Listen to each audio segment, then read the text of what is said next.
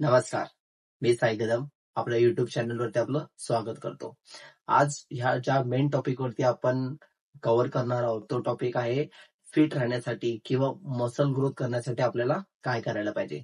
Fit राहण्यासाठी आणि muscle growth करण्यासाठी आपल्याला 3 महत्वाचे जे टॉपिक आहेत ते आहेत डाएट, वर्कआउट आणि रेस्ट. हे तिन्ही जे पार्ट आहे ते आपल्याला फिट राहण्यासाठी खूप महत्वाचे ठरतात. वर्गाआधी जर तुम्ही माझ्या युट्यूब चॅनलवरती नवीन असाल तर सबस्क्राईब करायला विसरू नका आणि जर व्हिडिओ शेवटपर्यंत आवडली तर लाईक करायला सुद्धा विसरू नका आणि आपल्या जवळच्या मित्रांना सुद्धा नक्की शेअर करा. फिट राहण्यासाठी किंवा मसल ग्रोथ करण्यासाठी ज्या 3 महत्वाच्या गोष्टी आहेत त्या आहेत डाएट, वर्कआउट आणि रेस्ट. तर पहिला जो टॉपिक आहे जो आपण कव्हर करतोय तो आहे वर्कआउट. वर्कआउट हा तुम्हाला ऍज अ बिगिनर म्हणून सुरुवात करायची असेल तर तो तुम्हाला 30 to 45 मिनिट्स पर्यंत ठेवावा लागेल. आणि जसे जसे तुमची स्ट्रेंथ वाढेल, जसे जसे तुम्हाला मसल इंड्युरन्स वाढेल, तसे तसे तुम्हाला 90 टू 60 मिनिट पर्यंत हा तुमचा वर्कआउट न्यायचा आहे. मी आता जे जिम मध्ये बघतो ते आहे की काही लोक आहेत जे 2 ते 3 तासापर्यंत वर्कआउट करतात. तर त्याचा काहीही फायदा नाहीये. तुम्ही एक काही ऍथलीट नाही आहात की तुम्हाला 2 ते 3 तास हे लागतात. ऍज अ बिगिनर हे 60 मिनिट्स टू 40 मिनिट्स हे इनफ आहे तुमच्या मसल्स ब्रेकडाऊन साठी. आणि जे सुरुवातीला ऍज अ बिगिनर आहे त्यांना जो वर्कआउट पॅटर्न आहे तो तुम्हाला ऍटलिस्ट 15 टू 20 डे पर्यंत मिक्स वर्कआउटच करायचा आहे.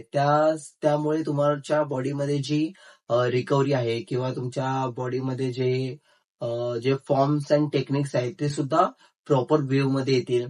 तुम्ही वर्कआउटमध्ये सर्वात महत्वाचा मुद्दा हाच आहे की तुम्ही जे फॉर्म अँड टेक्निक्स करता ते तुमच्या प्रॉपर असले पाहिजे. तुम्हाला सुरुवातीलाच इंजरी नाही झाली पाहिजे. ते जिम मध्ये काही इन्स्ट्रक्शन असतात, काही ट्रेनर्स असतात, त्यांच्याकडून तुम्ही एक हेल्प घेऊ शकता. आणि सेकंड थिंग ती आहे डाएट. डाएट मध्ये ज्या सर्वात 3 महत्वाच्या गोष्टी आहेत त्या आहेत प्रोटीन, कार्ब्स आणि फॅट. ह्यांचं कॉम्बिनेशन जर तुम्ही परफेक्ट बसवला तर तुम्हाला एक चांगला रिझल्ट सुद्धा येतो आणि तुम्हाला मसल्स रिकव्हरी मध्ये किंवा स्ट्रेंथ बिल्ड मध्ये ही खूप चांगली मदत होते.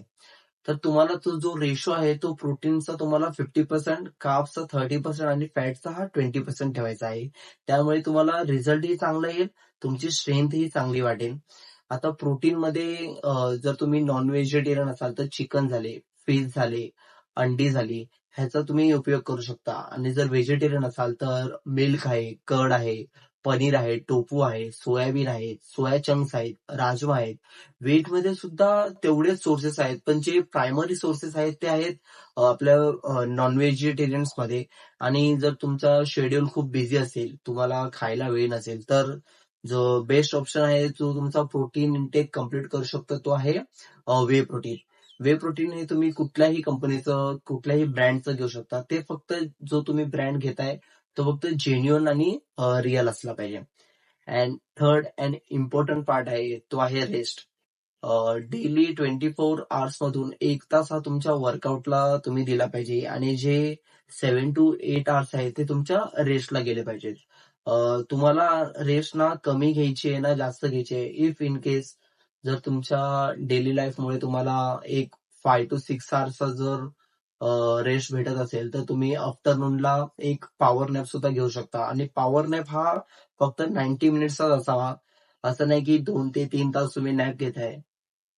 पण जो बेस्ट ऑप्शन आहे रेस्टचा तो 7 to 8 आवर्स हा आपल्या रात्रीचाच हवा. कारण रात्री आपली बॉडी ही रेस्ट मोडवरती असते आणि जेव्हा आपल्या मेल्स हार्मोन्स जे ग्रोथ हार्मोन्स असतात त्याला ग्रोथ होण्याचे, त्याचे रिकव्हरीचे चान्सेस, मसल्स रिकव्हरीचे चान्सेस हे रात्री हे जास्त असतात. म्हणून खूप साऱ्या रिसर्च मध्ये असं सांगितलं जातं की तुमची जी झोप आहे ती 7 to 8 आवर्स ही झाली पाहिजे एक वन वे मध्ये. बॉडी बिल्डिंग किंवा फिट राहण्यासाठी ह्या ज्या 3 महत्वाच्या गोष्टी आहेत त्या तुम्ही काही लोक आहेत ते रेशोमध्ये बोलतात की वर्कआउट 50%, 30% डाएट अँड 20% हा रेस्ट. पण जर तुम्ही तुमचा वर्कआउट 100%, डाएट 100% अँड रेस्ट ही 100% दिली तर तुम्हाला तुमच्या रिझल्ट्समध्ये, तुमच्या मसल स्ट्रेंथमध्ये, तुमच्या मसल एंड्युरन्समध्ये हा खूप चांगला फायदा होतो. वर्कआउट हा जर तुम्ही सुरुवातीला करतायत, जर तुम्ही सुरुवातीला वर्कआउट करताय, तर सुरुवातीला तुम्हाला जे काही कंपाऊंड एक्सरसाइज आहेत ते तुम्हाला ऍड करायचे आहेत. लाईक बेंच प्रेस झालं, शोल्डर प्रेस झालं, स्क्वॉट झालं, डेडलिफ्ट झालं, पुलअप झालं. ह्या कंपाऊंड एक्सरसाइज तुम्हाला फॅट लॉस होण्यासाठी सुद्धा जास्त महत्वाचे म्हणजे मेन ठरतात. बिकॉज ऑफ कंपाऊंड एक्सरसाइज मध्ये मोर जॉईंट्स वर्क काम करतात. मोर जॉईंट्स वर्क म्हणजेच मोर मसल्स वर्क.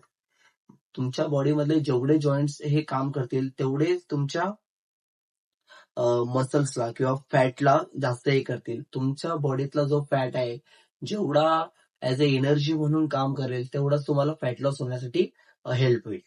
तर जर फिट राहायचं असेल तर तुम्हाला तुमचा वर्कआउट, तुमचा डाएट आणि तुमचं रेस्ट हे तुम्हाला प्रॉपर ठेवावं लागेल. व्हिडिओ जर तुम्हाला आवडले असल्यास तर नक्की शेअर करा, लाईक करा आणि सबस्क्राईब करा. तुमचं सबस्क्राईब हे माझ्यासाठी मोटिवेशन ठरेल आणि पुढे येणाऱ्या युट्यूब वरती ज्या व्हिडिओज असतील त्या तुम्हाला तुमच्या नोटिफिकेशन वरती येतील. थँक्यू.